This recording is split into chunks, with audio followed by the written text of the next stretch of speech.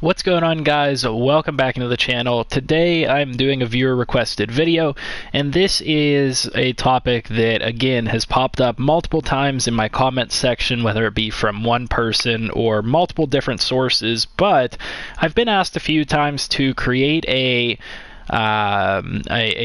video detailing what are the best schemes and playbooks to run here in simulation franchise mode.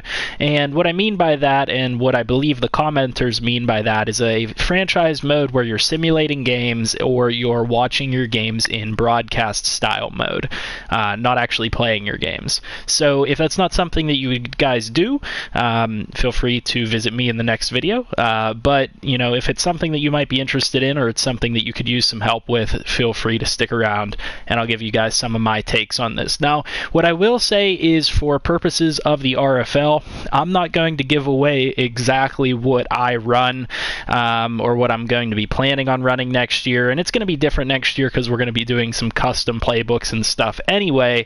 But what I will say to start off, before I get into these specific playbooks and stuff like this, is you're going to want to understand your personnel before you're going to decide what type of playbook you're going to run.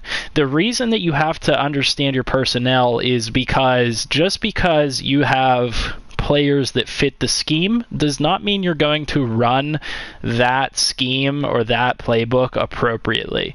You know, I have 100% scheme fit on the Tampa 2 defense, but that doesn't mean that we're going to play the Tampa 2 defense well. And just because I have a high scheme fit on an offense doesn't mean we're going to play that offense well. You know, I might be better served going with an offensive scheme that fits my play style and my players, as opposed to going with something that I have 100% scheme fit with. Because just because a player fits into the scheme doesn't mean they're going to run well with that scheme and with that type of playbook. And I can give you guys a couple examples of that. The reason I'm in the Bulldogs franchise is to take a look at Timmy Merritt, for example, the quarterback in the RFL of my Bulldogs team that I coach. So Timmy Merritt is a very pocket passer style quarterback. He's a field general, strong arm quarterback. He's got good accuracy, he's got good throw power, but he's not athletic in any sense of the word. And so you have to understand how this player is going to play before you can decide what scheme you're going to run. You know, I could plop him into whatever scheme fits a passing quarterback, but it might not work for him. That's the thing that I'm trying to get across to you guys, is that it's a little bit more complicated with schemes and playbooks when you're running a simulation franchise, because it's more involved. Whenever you're actually playing the game, it doesn't matter. Your scheme doesn't matter. The only benefit that it gives you is the bonus XP that you get for being in the scheme fit. But whenever you're actually simulating games or watching games broadcast style, your team's going to play the way that the scheme dictates, or the way that the playbook dictates. And so you have to have the right combination. The other thing to think about is, just because I run a multiple zone scheme, for example, does not mean it's going to work well with the playbook. The multiple zone run scheme for my offense might work well with New England's playbook, but if I tried to run New Orleans playbook with it, it might fail. My offense might fall flat on their faces. And so not only is it an aspect of understanding your players and understanding what they can and cannot do, but it's also an aspect of testing. If you guys want to be successful with a specific scheme or a specific playbook, or you want to be successful in general in simulation style football, you have to do a lot of trial and error and testing with your team. One of the things that I recommend to people that a lot of the guys do in the RFL that coach for teams is they rebuild their team in a different franchise, potentially an offline franchise, and then they test. They run simulations over and over again with different schemes and different playbooks and different combinations to see what works well with their team. So that is one of the top tips that I can give you for that, for determining what scheme and playbook is going to work well with you guys. Now, what I can say is there are a variety of playbooks that are going to work well and are popular for most teams. You know, New England is probably one of the most popular, and this is even outside of simulation football. This is in head-to-head gameplay, because New England's offense provides for a lot of variety. It provides for a lot of great plays out of shotgun, out of the single back and stuff like that. It's a very good offense to run no matter how you're playing the game, no matter what situation you're in. New England's offense is going to provide a lot of variety. So what I will say is that if you're struggling, try to run an offense that you know the playbook is good. Like, try to run New England's playbook, because New England's playbook, as we all know, whether you're playing games head-to-head, whether you're simulating, a playbook like New England does really well. There are other playbooks that are explosive on offense as well that are very common. You could look at a team like Kansas City. Kansas City's always a good playbook to run because you know that they have a good balance of shotgun and single back formations. They're an explosive offense, and it's a really good offensive-minded team, so you know that you'll get good production. Now, a couple of the other things to talk about is when you're doing simulation-style football, a lot of the times I suggest that you want to try to avoid going backwards. So what you want to try to avoid is you want to try to avoid playbooks that have a lot of screen plays in them and plays that are going to have backwards motion, especially wide receiver screens, because they can be really wonky in simulation football. So if you find a playbook that has a lot of those types of plays, you could be hurting yourself. And this is where you get into a playbook like New Orleans. So New Orleans is a really good offensive playbook. However, they have a lot of backwards plays in there. They have a lot of wide receiver screens, a lot of halfback screens.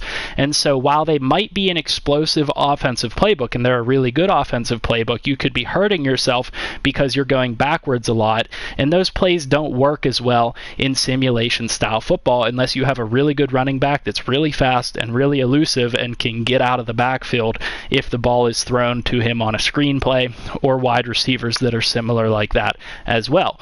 So those are some of the playbooks that I wanted to discuss. There are other good ones in here. Other good offensive playbooks include playbooks like Oakland that are very good passing-minded offenses.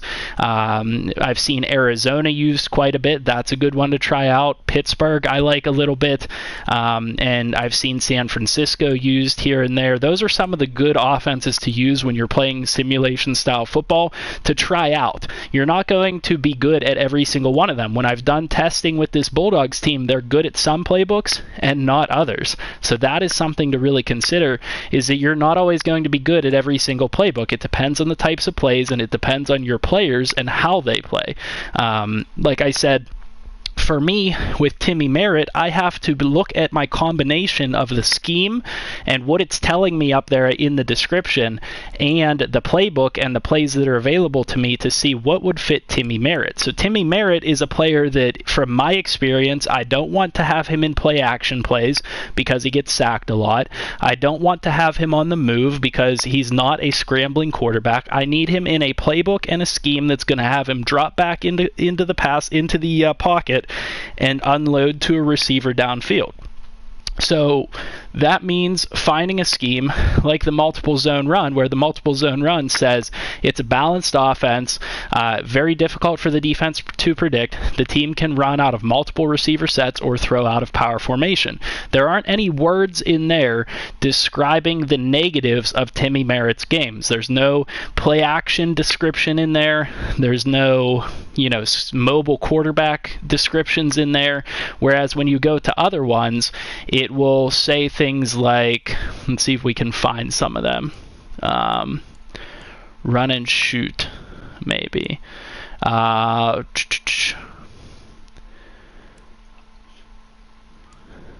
to find a couple of good examples here. There are a couple of these that are like, it depends on play action passing to throw, you try to set up the run and then do play action passes right here. So vertical zone run. So the vertical zone run isn't necessarily good for Timmy Merritt, because what is the vertical run scheme trying to do? It says it uses agile linemen to create multiple holes for the halfback to choose from and forces the defense into assignment conflicts by taking downfield shots via play action. And so if I don't want my quarterback to be in his worst situation, which is play action plays, then I want to stay away from a vertical zone run scheme. And this is why I say it's really important for you guys to know what your players' capabilities are and how they play. Your quarterback might be really good at play action. They might be good at escaping out of the pocket. And in those cases, you want to run those types of offenses. But in my case, I don't want to do that. And then likewise, you have to pick a defense and an offensive playbook that matches that style of play. So the offensive playbook for New England is a good one because they're built on power runs, which is a very basic type of run. It's designed to use both zone and power run plays, and it attacks defenses in a variety of ways in the passing game. So it's a very spread out offense. It's a very, I don't want to say spread out, but it has a lot of variety. You're not always going downfield. You're not always doing play action. You're not always doing one thing.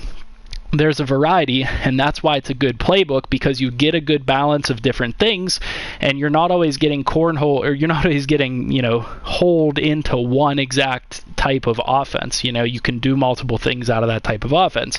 Whereas you can look at other playbooks in the the set here, and you can look at some of those playbooks, and they kind of are basically set to do one thing. So the New York Jets offense, this offense uses power and zone runs, but it attacks defense with short passes. So they're not doing a variety of passes. They're doing runs, but they're not doing a variety of passes like that New England playbook is. They're only doing short passes. So that's something to take into account. If you want your offense to do a variety of passes and keep the defense off balance, then you would want to not run a New York Jets playbook. So hopefully this helps you guys out in some way. Like I said, I know it doesn't give you a ton of help, but like I said, some of those offensive playbooks that I said are really good, are good, consistent ones to go with. Likewise, you want to go with good, consistent defenses in the NFL, defensive-minded teams. Some of the good defensive playbooks are playbooks like Baltimore, Houston, good defensive teams like that. I've seen Carolina used. Chicago's a pretty good defensive team. You could also look at teams like Dallas and Green Bay. Teams that have good defensive playbooks. I've seen the Rams used a couple times. I've even seen New England used on defense because they have a variety of 3-4 and 4-3. And then I've seen Pittsburgh used. You want to go with the playbooks of the teams that are actually good, because those playbooks are the better playbooks in the league.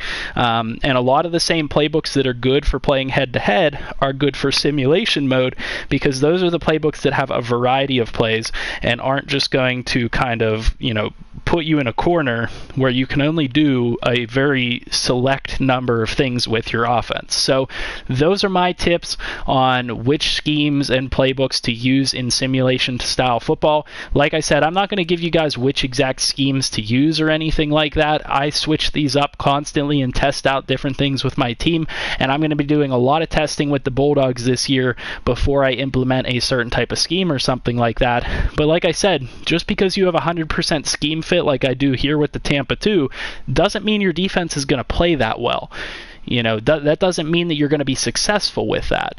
That's the key, is understanding how your players play, what they're good at, and adapting the scheme and the playbook to those players. That's the important part. Hopefully that helps you guys out. For those of you that have, commented that and wanted to see a little bit of this video, if this does help you guys out in some way, make sure you leave that feedback on the video. Leave a like, comment, subscribe. I'll see you guys in the next video. Hope you guys have a good night.